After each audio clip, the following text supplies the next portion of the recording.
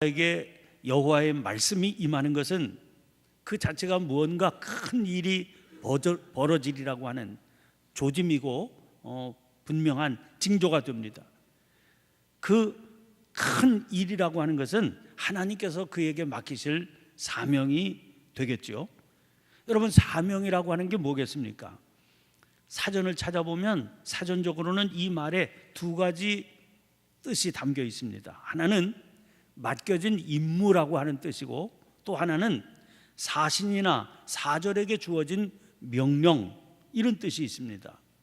그 어떤 의미로든 사명이라고 하는 것은 능동적으로 자기가 차지하는 게 아니라 수동적인 개념입니다. 주어지는 것이지요, 맡겨지는 것이지요.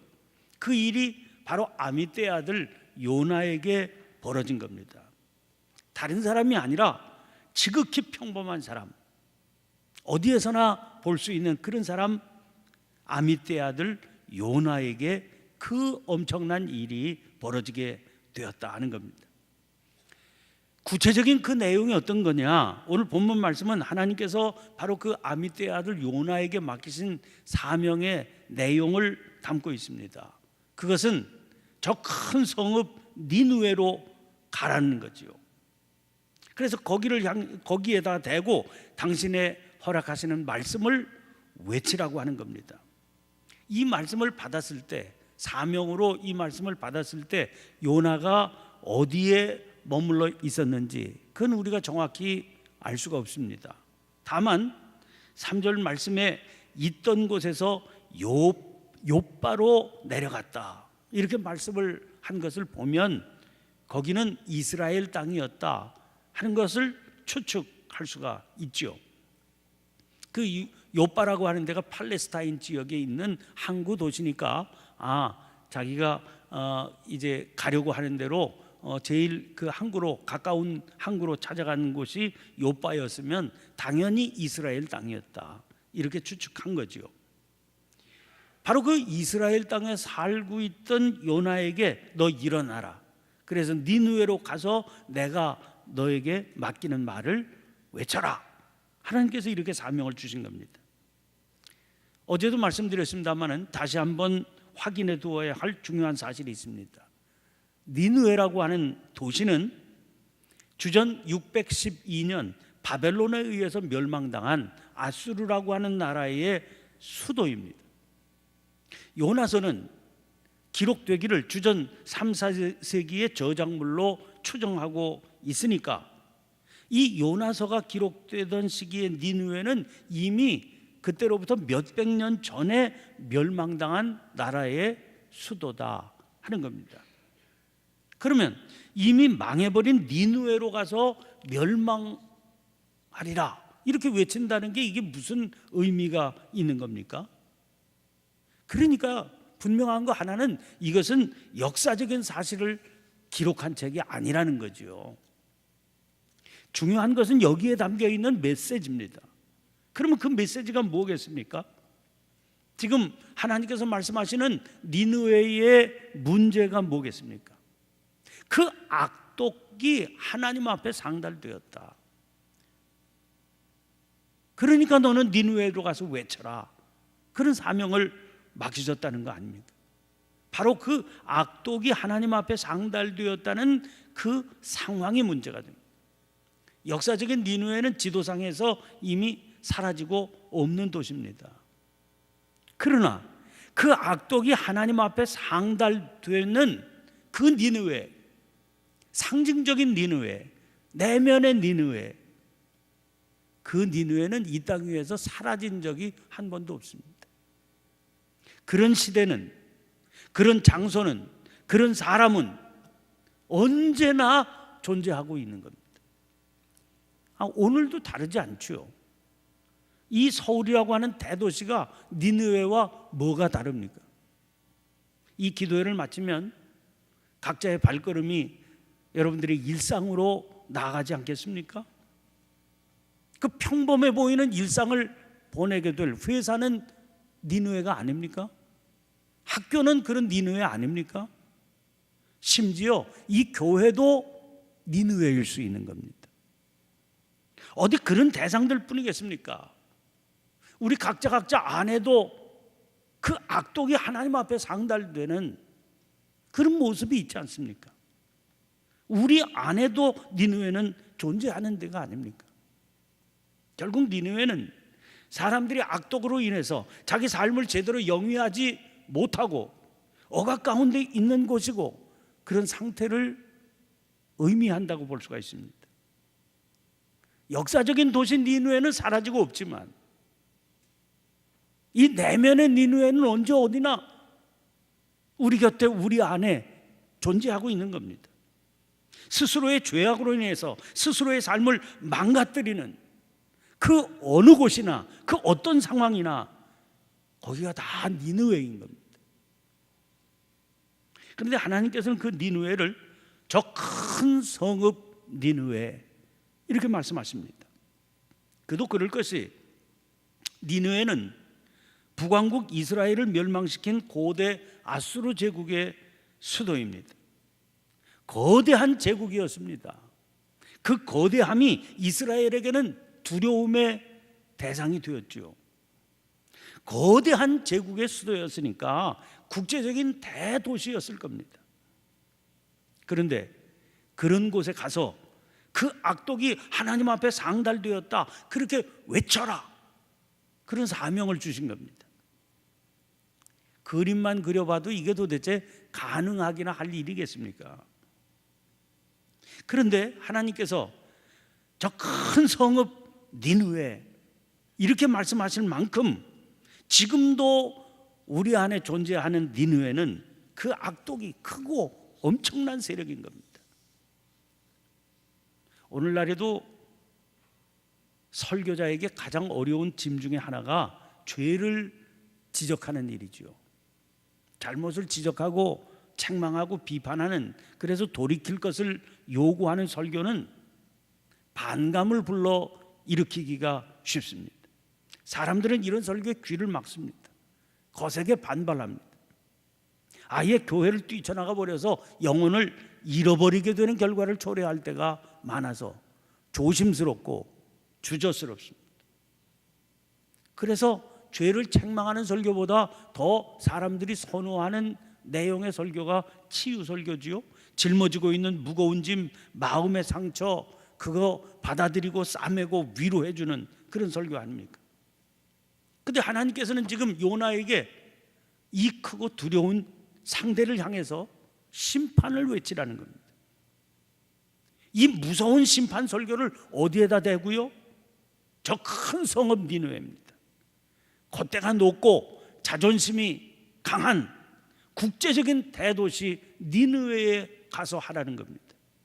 그것도 누구에게? 이름 없는 흙수저, 저 이스라엘 촌구석에 보잘것없는 촌뜨기로 살아가는 요나를 향해서, 저 큰 성읍 니느웨를 향해서 외치라고 사명을 맡기시는 겁니다. 그림을 그려봐도 이건 안 될 것 같지 않습니까? 가서 외쳐봐야 누가 귀 기울여 들어줄 것 같습니까? 미친 짓처럼 들리지요. 기껏해야 아마 경범죄로 체포되어서 유치장 생활이나 하게 될지 모를 일입니다. 그렇지 않으면 맛이 갔다고 여겨져서 정신병원에 강제로 입원시킬 수도 있을지 모르겠습니다. 그러나 하나님의 어조는 단호하시기만 합니다. 세번역으로 오늘 본문 말씀을 보면 이렇게 되어 있습니다. 너는 어서 저 큰 성읍 니느웨로 가서 그 성읍에 대고 외쳐라. 그들의 죄악이 내 앞에까지 이르렀다. 개역 개정판에는 일어나라고 하는 단어가 있는데 그게 없고 대신 세번역에는 어서가 첨가됩니다.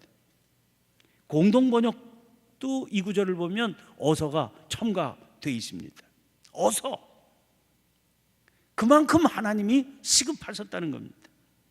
지금 이것저것 살피거나 타협할 여지가 없으신 겁니다.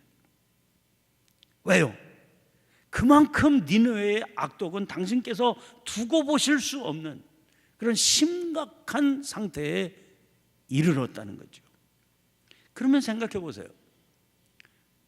왜 이런 상황에서 요나를 택하시는 겁니까? 두고 볼 수 없는 상황에 이르렀다. 그러면 길은 뻔하지 않습니까? 그 열매가 뭐겠습니까? 심판이지요. 그리고 멸망이지요. 전능하신 하나님 아니십니까? 그 상황에 대해서 응당의 대가를 치르게 하시면 그러면 얼마든지 될 수 있는 일입니다. 하나님은 전능하신 분이시고 또 정의로우신 분이니까 두고 보실 수 없는 상황에 이르렀으면 그에 합당한 결과를 내리시면 그뿐입니다. 그런데 하나님 망설이고 계시는 거죠. 그래서 요나를 들으시는 겁니다. 어서 가라는 겁니다. 오늘도 수없이 우리 주변에 그리고 우리 안에 자리를 잡고 있는 니느웨를 보세요. 지금도 아무 신문이나 펴들고 훑어보시기 바랍니다. 그러면서 생각을 해보는 거죠. 아니, 세상에 이런 모습을 하나님께서 과연 받아들이실 수 있으실까? 아무 면이나 펴서 그 기사를 읽으면서 생각해 보시라는 거죠. 이거 하나님께서 지금 받아들이실 수 있는 일인가? 끊임없는 테러와 전쟁의 소식.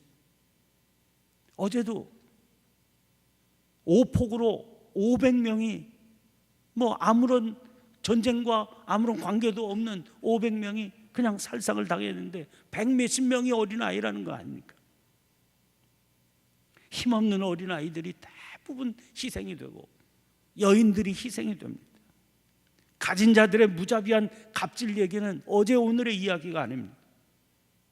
환경 파괴가 무절제하게 이루어지는데 하나님이 지으신 보시기에 아름답다고 하셨던 이 환경이 무자비하게 훼손되는 그런 모습이 매일같이 나타나지 않습니다. 심지어 부모에 의해서 자기 자식에게 가해지는 심각한 폭력 행위, 사람이라고 말할 수 없는 그런 일들이 비일비재하게 저질러지고 있지 않습니까?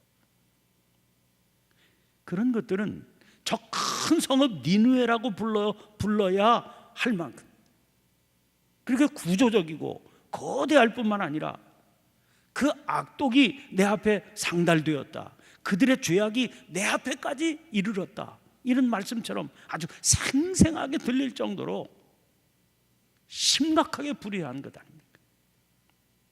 살아계신 정의의 하나님께서 도무지 눈을 뜨고 보실 수 없는 그런 극한적인 상황인 게 너무나 명명백백합니다. 그런데 하나님 숨어 계신 하나님이십니다. 당연히 드셔야 할 진노의 손을 하나님 드시지를 않습니다.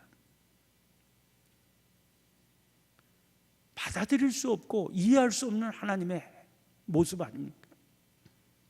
그래서 그 하나님을 향해서 시편 시인은 이렇게 외치고 있습니다. 시편 1절 말씀 보세요. 여호와여, 어찌하여 멀리 서시며 어찌하여 환난 때에 숨으시나이까? 이 시인은 자기 눈앞에 전개되는 이런 상황을 도대체 받아들일 수가 없는 겁니다. 그래서 그 시편 전체에 어찌하여가 계속해서 등장합니다. 13절입니다. 어찌하여 악인이 하나님을 멸시하며 그의 마음에 이르기를 주는 감찰하지 아니하리까 하나이다. 이런 일들을 하나님 못 보고 계시는 것처럼 보입니다. 내버려 두고 계시는 것처럼 보입니다. 그 눈을 뜨고 목도 알 수 없는 그런 상황 때문에 어찌하여를 한탄하면서 외치는 거죠. 그런데 하나님 외면하신 적이 없으시죠. 내버려 두실 수 없고 견딜 수 없으신 이 상황에서 하나님은 계속 행동을 알고 보니까 취하고 계시는 겁니다. 하나님께서 취하시는 그 행동이 뭡니까? 당신의 종에게 어서 일어나서 가서 외쳐라. 어서 일어나서 가서 외치라고 하신 겁니다. 저 큰 성읍, 그 악독이 하나님 앞에 상달된 니느웨를 향해서 외쳐야 될 건 요나입니다. 어저께 요나는 요나라고 그랬지 않습니까? 스스로의 생각에 이 엄청난 일하고 나하고는 관계가 없는 겁니다. 거리도 멀리 떨어져 있을 뿐만 아니라 내가 가서 외친다 한들 무슨 그런 일들이 벌어질 수 있겠습니까?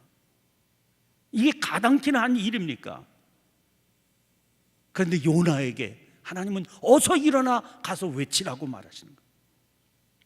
하나님께서는 나에게, 우리에게 일어나서 가서 외쳐야 된다, 그렇게 사명을 주시는 겁니다. 생각해 보면 니느웨는 요나에게는 아득한 거리의 도시입니다. 그러니까 요나가 생각할 수 있어요. 니느웨가 나와 무슨 상관이 있냐?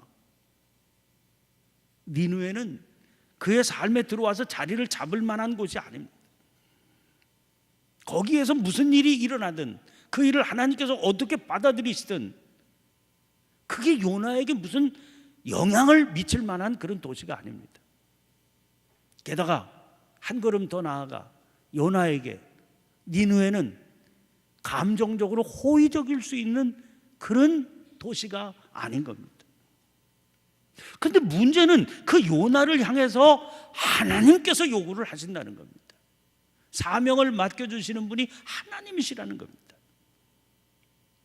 그를 지명해서 사명을 맡겼어요. 네가 가서 외쳐라. 아무리 하나님께서 말씀하셔도 요나는 말하지 않을 수 있습니다. 사명에 대해서 못 들은 척 할 수 있습니다. 무시할 수도 있습니다. 그런데 문제는 그에게 사명을 맡기시는 그분이 그에게 어떤 분이시냐, 그게 문제가 되는 거죠. 그분이 누구십니까? 주님이십니다. 하나님이십니다. 요나의 삶의 모든 것이 되시는 그분이십니다. 요나가 우리라면 그분이 우리의 주인이신 겁니다. 우리 삶의 주인이신 겁니다. 그분이 가라고 그러시는 거예요. 그분이 맡기시는 사명입니다. 여러분, 이 관계가 분명하다면 사실 우리가 택해야 되는 것은 말씀에 순종하는 것뿐 아니겠습니까? 주인이 가라고 그러시는데요. 이 말씀에 순종할 때서야 우리와 주인과의 바른 관계가 성립될 수 있는 거기 때문에 그렇습니다. 불순종할 수도 있습니다. 그러나 그 불순종의 결과가 뭐겠습니까? 내가 불순종한다고 하는 것의 의미가 뭐겠습니까? 내가 스스로 나의 주인 되신 그분과의 합당한 관계를 받아들이지 않겠다 하는 선언과 다르지 않습니다. 우리는 기도할 때마다 주님 그렇게 외치지 않습니까? 그렇게 고백하지 않습니까? 불순종한다는 건 뭡니까? 입술로는 주님이라고 고백하지만 그 주님과 나와는 생명적인 그 주인과 그 백성의 자녀의 관계가 아니라고 그렇게 고역하는 것과 다르지 않죠. 그 결과가 어떤 거겠습니까? 주인 되신 하나님께서 나에게 맡기신 사명은 그 자체가 그분이 내 삶에 허락하시는 엄청난 축복의 선물입니다. 그런데 주인과의 합당한 관계를 내가 받아들이지 않는 한 나는 나에게 허락하시는 그 축복의 선물도 거절하고 있다는 얘기입니다. 내일에 주어질 놀라운 영광을 나는 스스로 거절하고 있는 겁니다. 그래서 이게 딜레마가 되는 거죠. 사명은 나에게 합당치 않은 것 같은데 주인은 가라고 하시고 이 명령을 받아들이지 않으면 나와 그분과의 관계가 문제가 생기게 되고 그 문제가 결국 나의 내일을 엉망진창으로 만들어 버릴 겁니다. 오늘 우리 주변에서 전개되고 있는 저 큰 성읍 니느웨가 저지르는 악독한 현상들을 보세요. 어떻게 생각하면 나와는 아무런 관계도 없는 것처럼 보이지만 하나님께서는, 주인 되신 하나님께서는 가서 외치라고 말씀하십니다. 내 판단, 내 의지 그것과 상관없이 그곳을 향하여 외치라. 그 하나님의 요구는 아주 단호하고 시급한 겁니다. 그래서 묻게 됩니다. 그 요구 앞에서 지금 나는 뭘 어떻게 하고 있는지, 이 사순절이 기뻐하는 귀한 날, 하나님께서는 나에게 이 질문을 계속해서 던지고 계십니다. 가서 외치라고 하는 그 사명 앞에 너는 뭘 지금 어떻게 하고 있는지 묻고 계십니다. 주님, 어떻게 해야 되겠습니까? 눈 감아버려도 그만일 것 같은데 하나님은 가서 외치라고 말씀하시니, 주님, 이걸 어떻게 하면 좋겠습니까? 저에게 해답을 허락해 주시옵소서. 그리고 하나님의 요구에 합당한 삶이 이루어질 수 있도록 역사해 주시옵소서. 오늘 이 새벽 주신 말씀을 기억하면서 오늘 내 앞에 있는 니느웨, 내 안에 있는 니느웨, 그 큰 성읍을 향하여 외치라고, 어서 외치라고 말씀하시는 그 주님의 도전 앞에 제가 무엇을 어떻게 해야 되는지 일깨워 주시옵소서. 간절히 기도하시고 오늘의 일상을 향해 나아가시는 여러분들이 되시길 바랍니다. 특별히 나라와 또 이 백성을 위해서 기도해 주시길 바랍니다. 이 사태가 빨리 수습이 되어서 하나님 보시기에 합당한 나라가 건강하게 이루어지고, 그리고 쓰실 만한 나라를 이루어갈 수 있도록 하나님이 역사해 주시옵소서. 성도들이 할 일을 감당할 수 있는 그런 때가 되게 해 주시옵소서. 간절히 기도하시고, 또 오늘 우리 주변에 있는 이 혼란한 삶의 모습들 다 주님 앞에 넣어놓고 이 삶에서 우리가 감당해야 될 일들 감당해 나갈 수 있도록 은혜 베풀어 주옵소서. 자유롭게 기도하시고 자유롭게 돌아가시길 바랍니다. 주여 한번 힘차게 외치고 통성으로 기도하겠습니다. 함께 기도합니다.